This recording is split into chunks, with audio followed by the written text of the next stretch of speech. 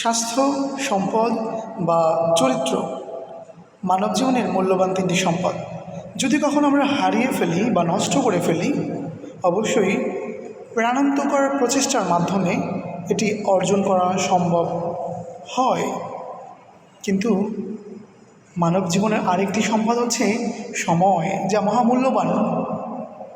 এটি হারিয়ে ফেললে বা কোনো একটি সেকেন্ড নষ্ট হয়ে গেলে এটিকে পুনরায় ফিরিয়ে আনা পৃথিবীর সমস্ত মানব দানব বিজ্ঞান জ্ঞান সবাই একত্রে চেষ্টা করেও কখনোই তা পুনরায় উদ্ধার করতে পারবে না।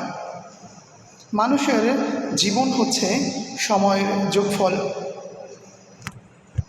হাদিসে এসেছে কিয়ামতের পূর্ব মুহূর্তে, ঠিক যেই সময় আমরা আছি, এ সময় সময়কে আল্লাহ সুবহানাহু ওয়া তাআলা দ্রুত চালিয়ে দিবেন, যার প্রতিফলন আমরা দেখতে পাচ্ছি।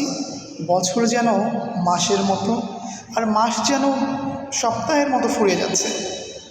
সপ্তাহ যেন দিন, আর দিন যেন একটা ঘন্টার মতো, আর ঘন্টা সে তো কয়েক মিনিটের মতো, মুহূর্তের মধ্যে হারিয়ে যাচ্ছে।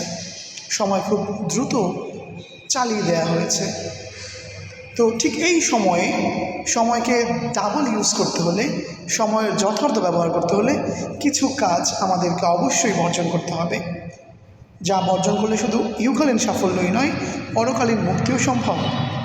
তার মধ্যে অন্যতম হচ্ছে পরের সমালোচনা করা। অন্যের সমালোচনা করা আমাদেরকে বন্ধ করতে হবে। আমার জীবন, সময়, আমার শ্রম, মেধা, বুদ্ধি এগুলো কেন আমি অন্যের পেছনে নষ্ট করে দেব?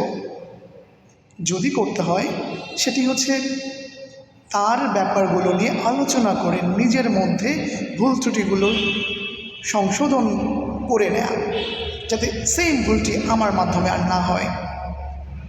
সবচেয়ে ভালো হচ্ছে অন্যের সমালোচনা না করে নিজের আত্মসমালোচনা করুন।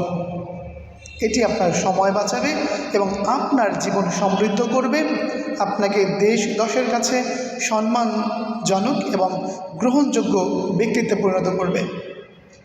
এবং অন্য মুসলিম মৃত ভাইয়ের গোশত খাওয়ার যে অপরাধ এবং জাহান্নামে চিরস্থায়ী বসবাসের যে আযাব, তা থেকে আল্লাহ সুবহানাহু ওয়া তাআলা আমাদেরকে হেফাজত করবে।